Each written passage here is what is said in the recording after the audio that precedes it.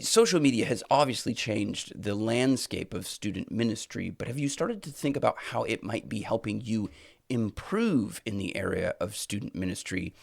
Google via YouTube just released this report of why we watch 2.0, why we pay attention, what are the things that we pay attention to. Now, what I want to do right here is actually allow Sean Cannell of Think Media to take you through 6 points that he's going to draw out of this report. He's going to talk about this in the context of a YouTube channel, but for our context, it's students. The audience is maybe in front of you in a youth group. You'll begin to see how we can translate the language that's being used in kind of the social media business world into the world of student ministry. It's almost a one-to-one crossover. If you haven't heard, there's a new report from Google and YouTube that reveals why some YouTube channels grow, why others do not. The truth is, the YouTube growth landscape has been massively changing in 2025 and really over the last year. And if you think that success on YouTube is about perfect lighting, perfect presentation, or having fancy equipment, think again. This report reveals some pretty surprising insights about what really matters after surveying thousands of consumers of content. And you and I can benefit from that information for our own channels, whether you're just starting. So right there, you don't need fancy equipment, you don't need fancy lighting. That doesn't necessarily influence why people might show up and pay attention. They're going to show up and pay attention for very different reasons. Whether you want to grow faster or maybe you hit a plateau, in this video, we're going to be covering 6 insights from this report that you can immediately apply to get better results on your next video.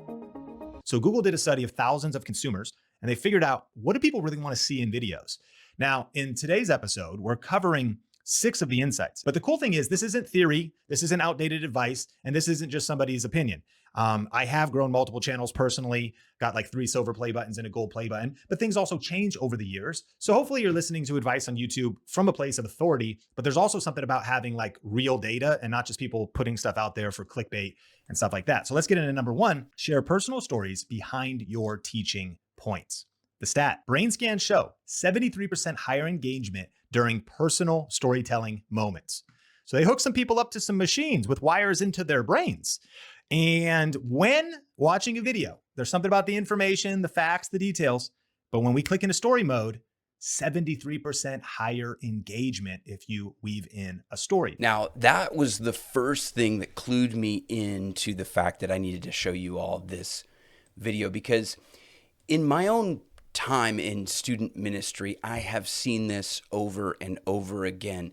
In fact, it was a year ago, I was sitting down with a student after a winter camp that we had been at, and I noticed that the students would lean in whenever our speaker told a personal story. And unfortunately, when he went to the Bible study portion of his teaching, they would all kind of lean back and start kind of texting each other or whatever. And at the end of this winter camp, a student came to me and said, man, he told really good stories, but he didn't really cover the Bible that much, which was really sad because, of course, he did cover the Bible.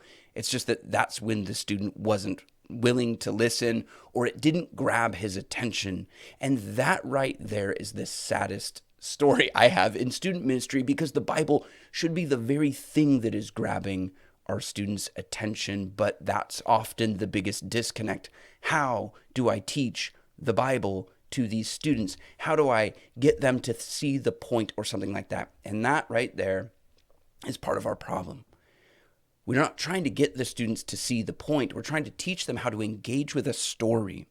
The Bible is narrative, and we do a disservice oftentimes when we strip out the narrative just for some bullet points, because 73% higher engagement during the time when people are telling stories. Just let that sink into you. So if you're taking this narrative of the Bible and you're stripping it of all of its storied content, you're missing out on that 73% engagement. Can you be faithful to the story that God has revealed to us and present it in a way that's going to engage? I mean, I spend a lot of time teaching my students from the Old Testament, but how many student pastors are willing to do that? Because it's such a big story. Now we take We take our time. I'm not trying to do 10-minute lessons. Our lessons are quite a bit longer, but they're packed with story, whether it be stories from the person who's speaking that tie into the point, or it's literally going through the narrative of the Bible. So if I could commend you to do something right here at the very beginning, it is lean in to the storied content that you have in front of you as a Bible teacher. Let the Bible tell its story. Don't get in the way. Don't try to help students by extracting the point. They'll figure it out. The goal is not to, they will get the points. That is one of our goals. They will get the points, but they need to engage with the story first, because then that will sustain them. Not only will they get the point that you're trying to get, trying to give them that night, but they'll get point after point after point after point from then on if they can learn to engage with the Bible the way it was revealed. And the way it was revealed is heavily storied content. The stories are they illustrate things, right? They bring life to it, and our brains are wired for stories. So sometimes if it's too monotonous, if it's too monotonous, how many different ways can you say that word? If it's too droning on, it's just all information. You gotta liven it up with some personal stories. And the insight is that viewers connect more deeply with content that includes real experiences rather than just information. Number 2, show your learning process instead of just the results. So here's the stat. 74% of viewers trust creators who demonstrate how they gained their knowledge. The insight is showing how you learn something builds more credibility than simply stating the facts. It also just generally makes things more interesting because we want to see the process and the journey, and the study backs this up. We want to demonstrate that we have credibility, that we can teach the Bible to our students. So we might be resistant to the idea that we want to, sort of show them the process, or really what we might be resistant to is inviting some sort of criticism that's like, well, I don't know. I actually don't know the answer to that question, but I can ask along with you. I can go along this journey with you. That's okay. I'm not an expert. There are no theological experts, right? We're all going to get something wrong about God, and that's why God gives us a community called the church to help us be accountable to that. But inviting students in on that process to let them know that you are a co-journeyer with them. You might be a little bit ahead, you might be a little bit over there, you might have, you certainly bring knowledge and experience that they don't have to help them on that journey. But it's okay to admit that it's a journey for you as well, and you don't have it all figured out yet. And in fact, if you can invite students into your process, then that's the whole sort of teaching a man to fish, he eats for a lifetime, but giving him a fish, he eats for a day type of principle that we have in discipleship. All right, next insight. Create multi-part content that rewards regular viewers. Here's the stat. Series viewers show 14% higher engagement than random video watchers. The insight is connected content builds stronger viewer loyalty than standalone videos. All right, so can we apply this to student ministry? I would say that this is hard because student ministry is very dynamic, and on a given week, you might be connecting to different students week to week based on their schedule and stuff like that. So it's always been a little bit hard to sort of preach through a book in a series, but I've always done a series of content where we build on a subject rather than doing a one-off. I mean, there are times and places for the one-off content, so that's fine. But ultimately, you do want to take students through a series, but obviously be aware that a kid might be there week 1, miss week 2, show up to week 3, miss week 4. And so in a way, you do have to even think harder and more multifaceted and dynamically to make it string it along into a multi-part series where each one of those teaching lessons, maybe on a youth group night, or maybe you're doing a small group or something like that, each one of those lessons can be kind of a one-off, even if it is built in a series. So the students who show up every week get the whole big picture, and they get a reward from being there from point A to point B. But the students who might show up as visitors to your small group or your youth group don't feel like they're totally oblivious to what's going on because it's so heavily dependent on what you talked about last week. And one other just quick encouragement here, when you're thinking about content to put into a series, don't be afraid to be a little bit provocative. Get them to think.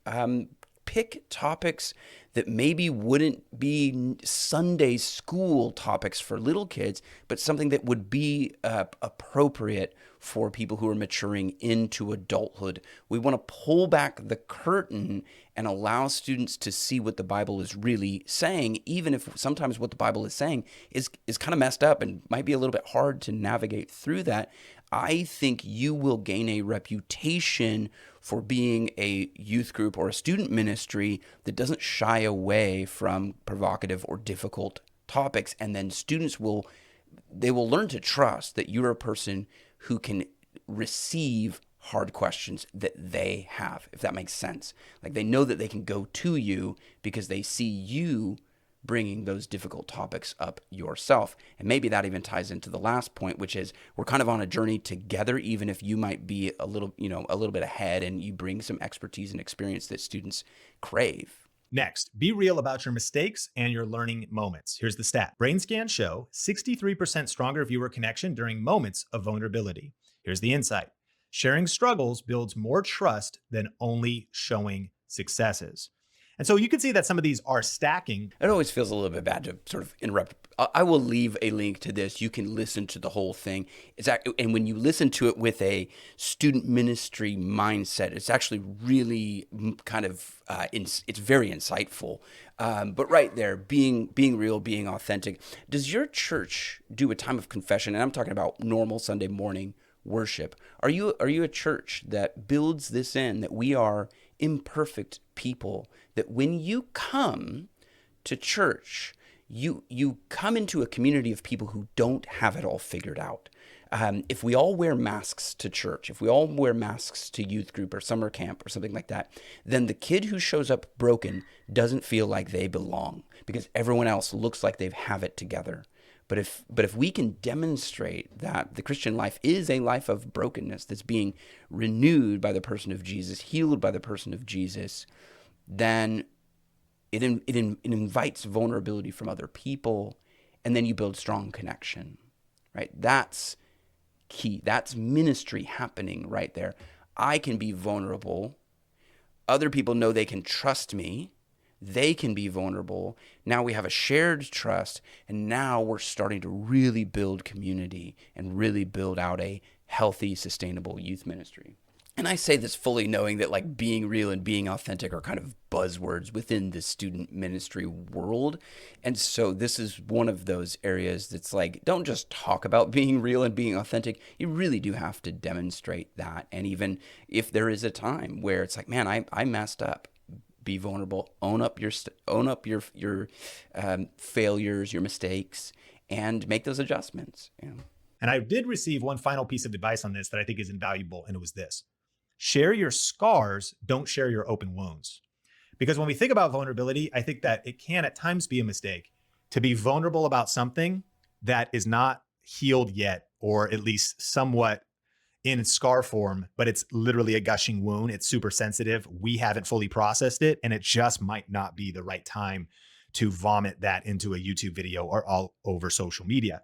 Just something to consider, that there's maybe certain stories that are appropriate for vulnerability and going to be helpful to others, and maybe others where if you just bleed on people and it's maybe a little bit toxic, hey, it's your channel, it's your content, but that advice has served me well. I think that all stories maybe can eventually be shared, but some maybe should be kept a little bit private until they've healed up a little bit more. Okay, well, that right there is just pure gold for ministry advice. And there's something of Sean, thank you for this. And I know Sean is a Christian. He's a believer. He actually started doing YouTube for churches. That's the gospel right there. Jesus actually shares his scars. You realize this, right? When he shows Thomas his scars. I mean, there is really something to that, because you're showing that healing is possible. When you just gush and bleed and vomit all over people, you're showing sickness.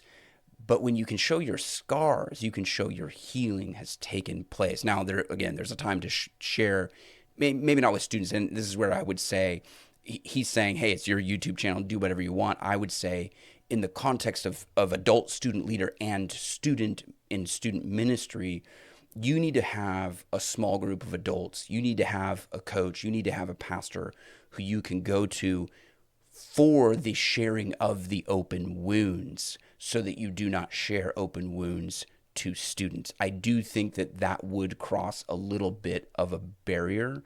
And so just more caution on that, that even though we're talking about building a healthy student ministry community, your ministry isn't outflowing of what God is doing in your life. It's the excess, right? It should be the overflowing. And so God should be doing something in your life, in your community. Where do you find community? Who's pastoring you? Who's coaching you? That type of thing. If you don't have that, I've got a Discord server. Of course, this channel exists, but you need to find somebody in person or in close proximity to you that can come alongside you. I would hope that anyone serving in student ministry would have a robust, full-orbed church ministry behind them, but I also know that that's not always the case, and we need to change that. So, sorry, a little bit of a diatribe there, but I just thought that was gold. Next insight, emotional connection beats video quality. Here's the stat: 97%. It's a wild number. Basically everybody. 97% of viewers prioritize emotional connection, while less than 1% care only about technical quality. So are you the best public speaker? Are you the best sermon builder? Are you the best at, creating your own, almost said content there, but are you the best at creating your own outlines, which I guess in this digital world, we do have to start thinking about that as content, because students, that's what they do. They consume content. You might not be the best, but do you feel the gospel? Like, do you feel the gospel? Is it preaching to you as much as it is preaching to your students? If you think they need to hear this, then you've missed the point. We start with, I need to hear this. Now let me share what I've heard and what the Spirit has done in my life. And again, this is an outpouring of what the Bible has already worked on my heart, and now let me share with that. So do you feel the gospel? We need a gospel that is heard and felt, or heard and seen. You need to demonstrate that the gospel is at work in your life, in your heart, and I think that will help you build a sustainable youth ministry. I think burnout comes when you're trying to sort of manufacture that emotional content when it's not really there. You're not really connecting with the gospel, but you work in ministry, so you got to kind of fake it like you are connecting with the gospel. You got to make it sound appealing. You put on the pastor voice, you put on the youth pastor voice and deliver the sermon or whatever it might be. But we need to feel the gospel. And so, yeah, that would be, again, this is so funny, right? We're talking about YouTube channels here, but it really translates, or at least I felt like it really translated. And if you're still here watching at this point, I think that you do as well. So I'd love to hear your comments at this stage. I think we got one more left. Okay, here's our bonus point. You do not need the perfect set. Here's the stat. Research shows viewers trust content more when they can see it comes from a genuine place. And I know a lot of people sometimes feel like, man, I got nowhere to film in my house. I have nowhere to film in my apartment. And it's always like making excuses. Like one day when I'm able to clean up that YouTube background or buy that stuff on Amazon, or one day when I get that garage studio built that I want, or one day when my kitchen or my bedroom's cleaner. Listen, press record now. Research shows people just want to see the genuine. It's okay to film if your house is messy. If you're a parent like me, I got a 2-year-old and a 4-year-old, it is perpetual chaos in my house. And so the application is film in your actual environment instead of creating the perfect backdrop. Let viewers see where you really work and create. Again, and again, sort of stacking on some of the authenticity we've already talked about, but is your church a genuine place? Is your environment a genuine place? But also, what kind of excuses are you making for like not really leaning in? It's like, oh, we don't have a field. We don't have a grass field where our youth group meets. We meet in this like warehouse, and we've got a garage that we can play in if it's raining. But man, I've really been bummed out that we don't have like a field to go play soccer or ultimate frisbee or do like big field games.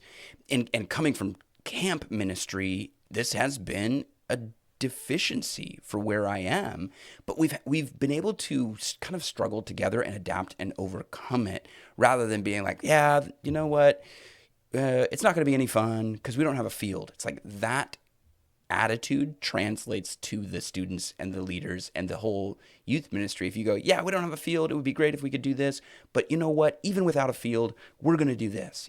We don't need to have everything put together. Again, we're in community with each other, and so there is, again, that need for authenticity. And maybe this is true of even within your staff. Like be real with your pastor about expectations, like create realistic expectations with one another about your student ministry and how it's going to incorporate into the worship life of the church. Like, is your student band just not up to par the way it used to be, years and years ago when you had these, superstar musicians, and now it's, maybe you're in a rebuild process? Like, don't let that be an excuse. Let that be an opportunity to lean into some of those areas. And so, yeah, again, I thought this was fascinating. I do think that as you look at even like Instagram, YouTube, all this internet stuff can certainly be used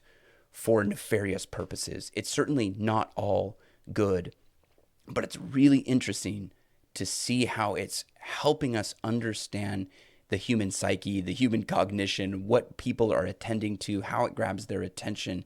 And I think if you have listened to this all the way to this, I hope that you're really encouraged, because I think what I just heard is, I don't have to have it all figured out.